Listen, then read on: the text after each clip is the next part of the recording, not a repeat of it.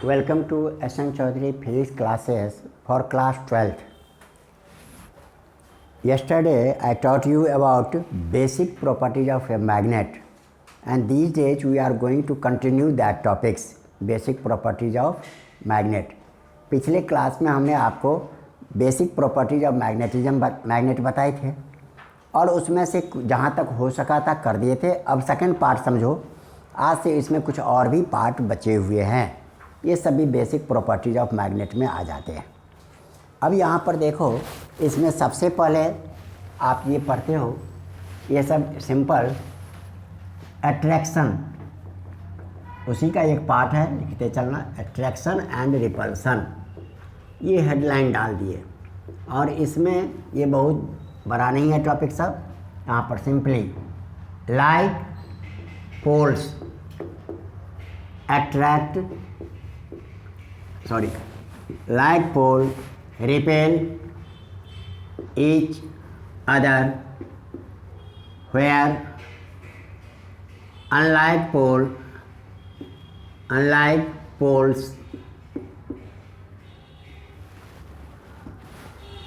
poles repel each other, where unlike poles attract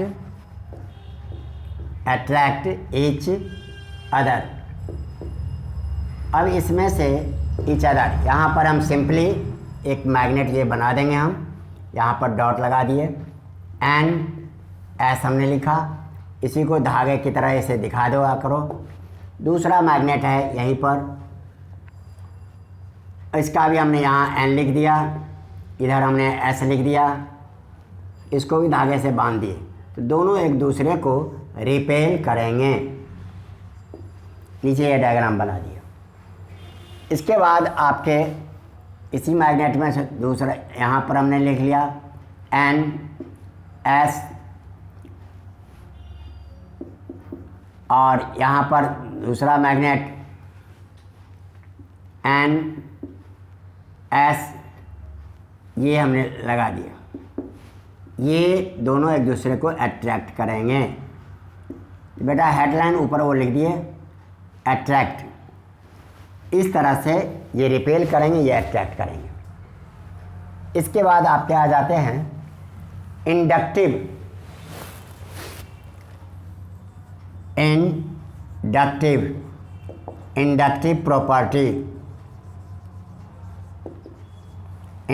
property of a magnet,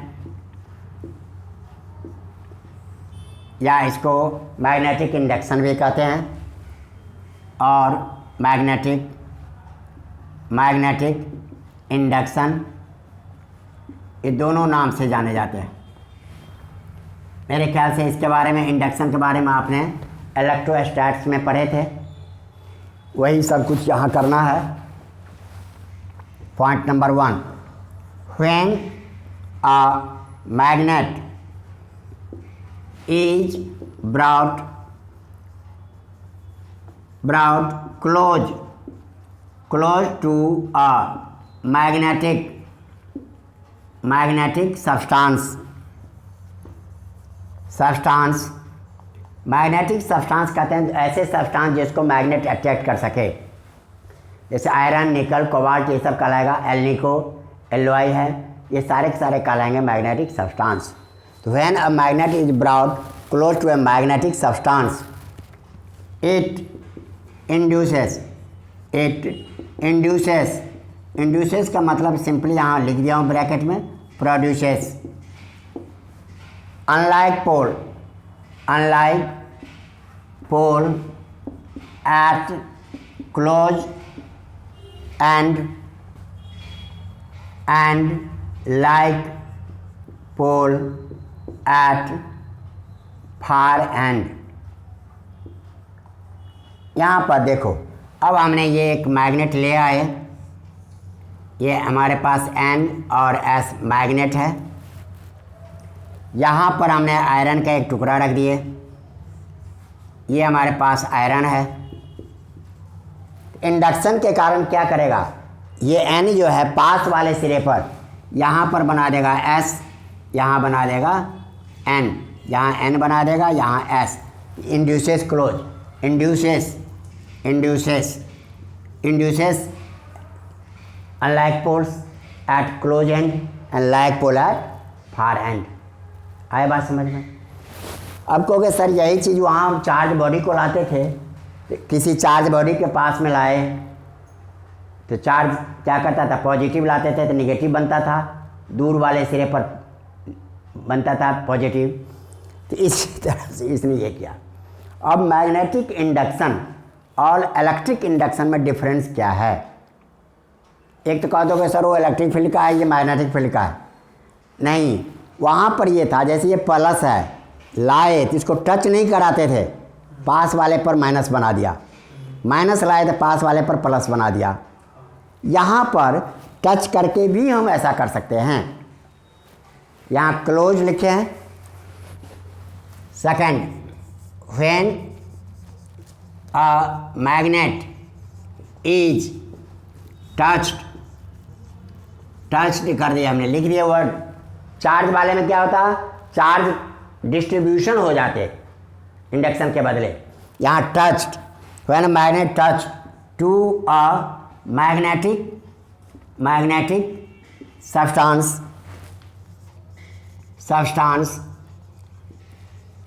it induces magnetism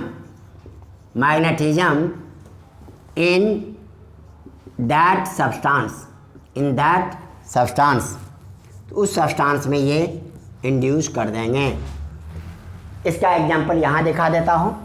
जैसे देख लो, एक ये magnet है हमारे पास, यहाँ पर ये N और S है। इसको टच करते हुए हमने ये एक नेल्स बना दिए। देखो ये नेल्स बना दिए, ये नेल्स लगा दिए। तो हम क्या देखते हैं, यहाँ पर ये N है तो इसमें S बन जाएगा, इस सिरे पर N S N S N, इस तरह से ये बनते चले जाएंगे। तो इंड्यूसेस, ये यही डिफरेंस है। इलेक्ट्रिक वाले में हम टच नहीं कर सकते थे, टच करने पर चार्ज का डिस्ट्रीब्यूशन हो जाता था, लेकिन इसमें कोई ऐसा डिस्ट्रीब्यूशन नहीं हो रहा है। आए बात समझ में? इलेक्ट्रिकल इंडक्शन ये था। उसके बाद आ जाओ, ये क्वेश्चन पूछते हैं बराबर पेपर में। Repulsion is the surer test of a magnet. यहाँ पर रहेगा एक्सप्लेन, ब्रैकेट में लिख देता हूँ, एक्सप्लेन। रिपल्सन से हमें पता चल जाता है। जैसे हमारे पास ये एक मैग्नेट है, ये दूसरा मैग्नेट है, मान लो एक तीसरा हमने ले लिया, ये तीसरा हो गया। अब इसमें से कौन मैग्नेट है और कौन आयरन है ये मुझे पता नहीं है। तो हमने क्या किया, सबसे पहले इससे यहाँ टच किए तो अट्रैक्शन, यहाँ टच किए तो अट्रैक्शन रख दिया हमने। यहाँ टच किए तब भी अट्रैक्शन, यहाँ टच किए तब भी अट्रैक्शन। इसमें भी ऐसा हो रहा है। अब हमने क्या किया, इन दोनों को टच की अट्रैक्शन, ऐसे करने पर रिपल्सन। अब अट्रैक्शन तो मैग्नेट और मैग्नेटिक सब्सटेंस के बीच भी होता है, अट्रैक्शन अनलाइक पोल के बीच भी होता है, लेकिन रिपल्सन केवल टू लाइक पोल्स के बीच होता है, जिससे मुझे पता चला रिपल्सन हो रहा है, मीन्स दोनों मैग्नेट है। आई बात समझ में ना? इस क्वेश्चन को 2 नंबर के क्वेश्चंस में डाल देते हैं। अब इसका देखो, एज एक्सप्लेन कैसे करोगे, एज अट्रैक्शन अकर्स बिटवीन, ये हेडलाइन ही बना देना बेटा, between unlike poles, as attraction occurs between unlike poles, as well as attraction occurs between a magnet and magnetic substance,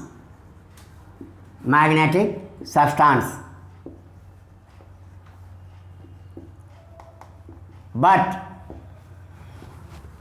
अब यहाँ पर दे रहे हैं as attraction occurs between unlike poles, एक हो गया, as well as attraction occurs between a magnet and magnetic substance, but repulsion occurs only between like poles. अब इसमें रिपल्सन केवल लाइक पोल्स में होता है, इसका मतलब दोनों मैग्नेट है, हैंस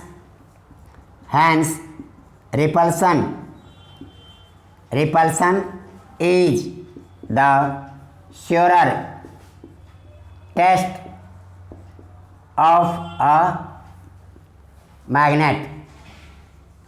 यही है ओरिजिनल टेस्ट जिससे हम पता कर सकते हैं कि अगला मैग्नेट है या नहीं। नोट कर लिए यहाँ तक, समझ में आ रहा है बेटा? अब देखो, अब नेक्स्ट ये प्रॉपर्टी बता दी है तो लिख लिए हो।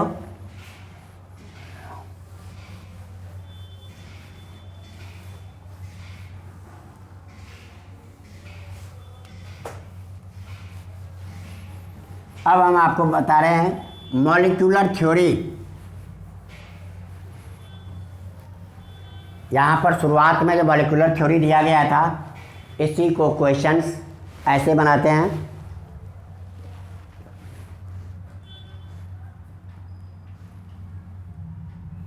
मॉलिक्यूलर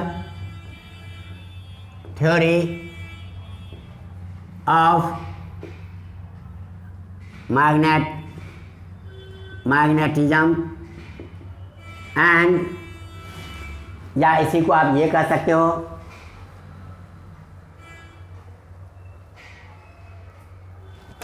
या इसी को हम कहते हैं मैग्नेटिक पोल्स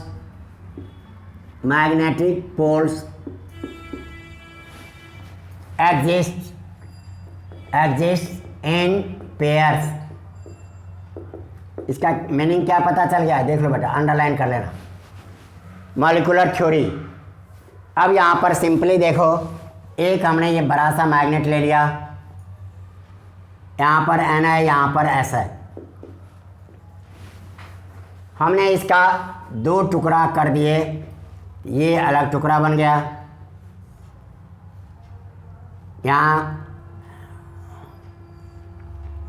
यहाँ पर क्या होगा, इसमें भी वही होगा, यहाँ N यहाँ S, इसमें भी आपके N और S। हमने इसको फिर से टुकड़ा कर दिया,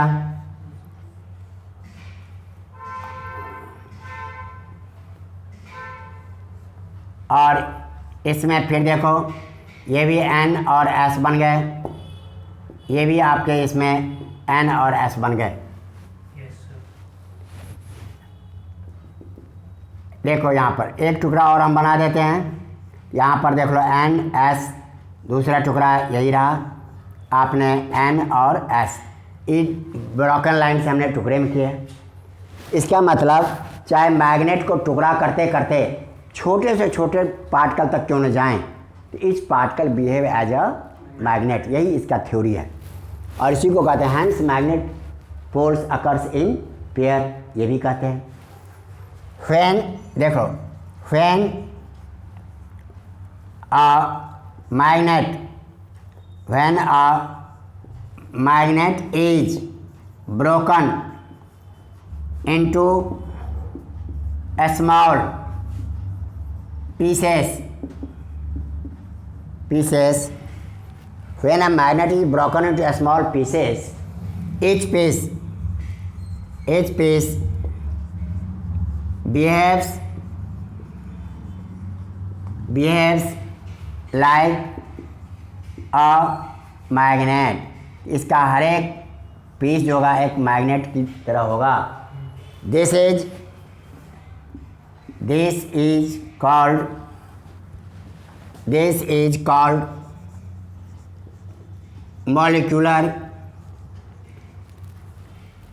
is called molecular theory of magnetism। Simple भाषा में ये कहते हैं। अब छोटा छोटा हम इलेक्ट्रॉन तक नहीं गए हैं, केवल यहाँ पीसेस के, जहाँ तक एक टुकड़ा में रहते हैं। वी ऑब्जर्व, पहला पॉइंट ये था, we observe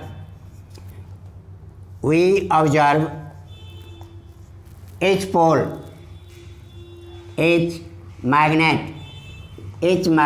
has two poles N और S ये मौजूद रहते हैं। Hence, थर्ड में hence poles of a magnet exists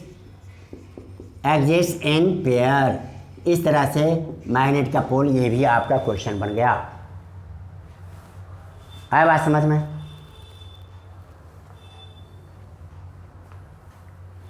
अब आपके बेटा आ जाते हैं, लिख ले, इधर रब करूं।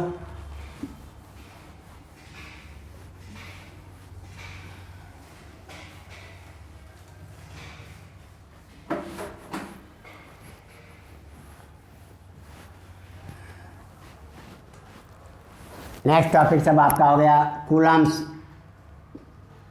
Coulomb's law of magnetic force. Coulomb's law of magnetic force. अब आपके Coulomb's law of electric force बता सकते हो तो बताओ। फार्मूला बोल दो बेटा कम से कम। हाँ, जैसे हम इलेक्ट्रिक में लगाते थे तो उसी तरह से अकॉर्डिंग टू दिस लॉ, देखो अंडरलाइन किए, according to this law the, यहाँ देखो बेटा इन्वर्टर कोमा लगा दिए, द फोर्स, और फोर्स में यहीं पर हम एफ लिख दिए, जिससे मुझे बाद में ये नहीं बताने की ज़रूरत पड़े कि एफ कहाँ पर है। हम टाइम बचाएंगे लेकिन सिस्टमेटिक वे से। द फोर्स ऑफ अट्रैक्शन और repulsion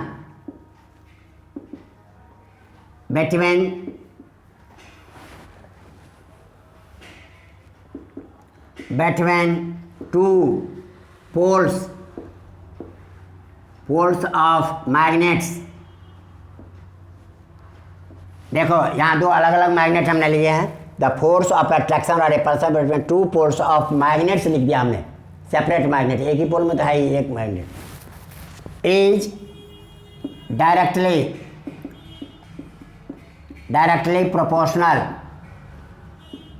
proportional to the product of pole strength,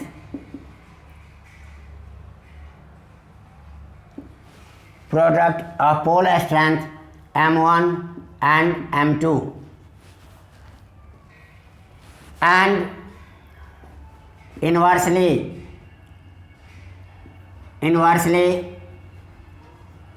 proportional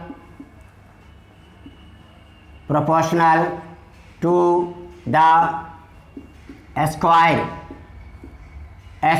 of distance d लिखो। इलेक्ट्रिक में हम r लिखते थे, यहाँ दोनों में अंतर करने के लिए हमने d लिख दिया। Square of distance between poles. यहाँ पर बेटा हमने एक पोल बना दिए हैं, M1 पोल स्ट्रेंथ है किसी मैग्नेट का, और यहाँ पर हमने दूसरा पोल बना दिए M2 है। मान लो दोनों N है, हमने N यहाँ ले आए, दूसरे का भी N यहाँ ले आए, तो रिपल्सन होगा, ये एक दूसरे को रिपेल करेंगे, रिपेल F फोर्स से, ये इसको रिपेल करेगा F फोर्स से, इक्वल और अपोजिट फोर्स, इस तरह से रिपेल करते हैं। इन दोनों के बीच का डिस्टेंस हमने D लिखा है, यहाँ D लिखे। देयरफॉर यहाँ लिखो according to law F proportional to M1 m2 and f proportional to 1/d²। इसको बेटा हम फर्स्ट इसको सेकंड कर देते हैं, यहाँ लिख देते हैं कंबाइनिंग फर्स्ट एंड सेकंड। अब बेटा इधर आ जाओ,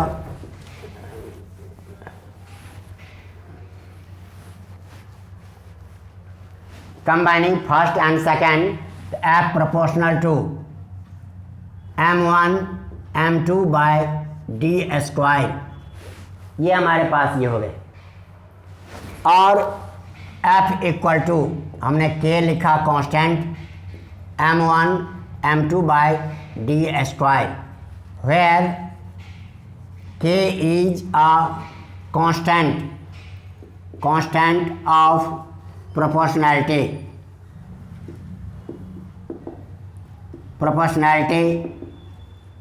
and in SI unit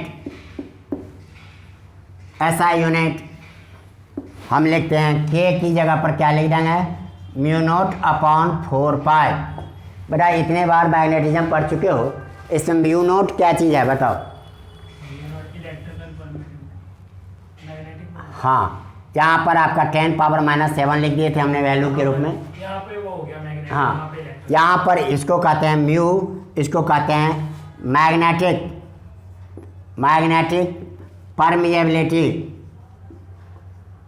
permeability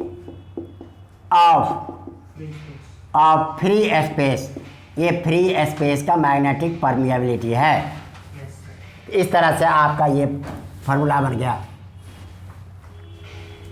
अब आपके पेपर में आते हैं state and explain Coulomb's law, ये आपने लिख दिया पूरा। और डिफाइन यूनिट पोल। अब यूनिट पोल को बेटा हमें डिफाइन करना है।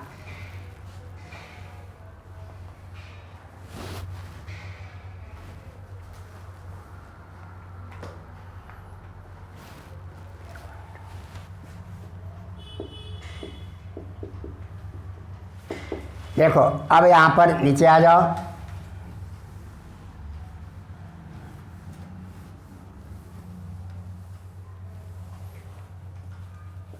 यहाँ पर देखो अलग अलग ढंग से लिखते हैं टीचर। यूनिट पोल ये भी लिख सकते हो, ये भी हेडलाइन डाल सकते हो, और इसी को ऐसे भी लिख सकते हो, SI unit of magnetic pole strength. Pole strength को हम कैसे शो करते हैं, ये हेडलाइन भी डाल सकते हो। अकॉर्डिंग देखो, जब अलग से पूछा है बुक वाले कंटिन्यूस कर देते हैं, बच्चे वहाँ थोड़ा परेशान हो जाते हैं। अब जब आपके इसमें दिया है अकॉर्डिंग टू, अलग से according to Coulomb's law of magnetic force, हम क्या जानते हैं, F equal to μ0/4π into m1 m2/d²। d², ये फार्मूला हमने ऊपर लर्न कर लिया।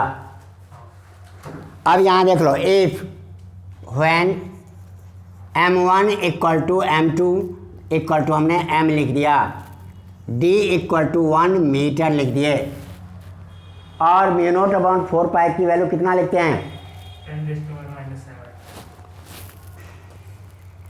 F इक्वल टू हमने लिख दिया 10⁻⁷ न्यूटन, और μ0/4π की वैल्यू भी हमने लिख दिया 10⁻⁷ वेबर पर एम्पियर पर मीटर। ये हमने वैल्यू इसमें पुट कर दो। तो देखो बेटा क्या होता है, यहीं पूरा कर दूं या इधर मिटाएं।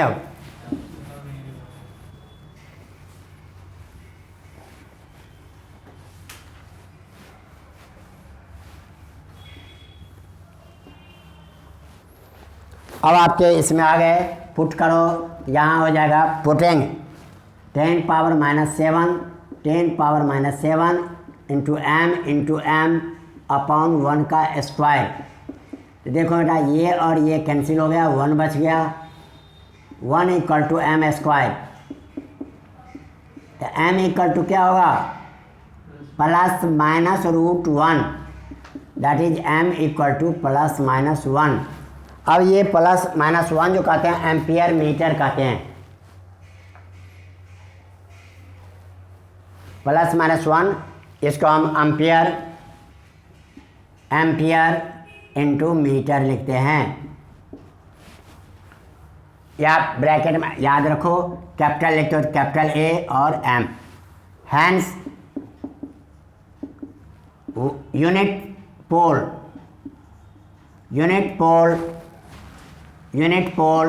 Is that pole which repel similar pole placed at 1 meter in vacuum. Unit pole is that pole which repels similar pole placed at 1 meter in vacuum by a force of 10 power minus 7 Newton. Or this is ampere into meter. आप ऐसे भी लिख सकते हो 1 ampere metre pole is that pole. Simply हम pole का define इस तरह से कर देते हैं ऐसा यूनिट में। यहाँ तक थे आपके टोटल के टोटल बेसिक से रिलेटेड, जितने भी बेसिक हैं उनसे रिलेटेड आपको दिखा दिया। पॉज।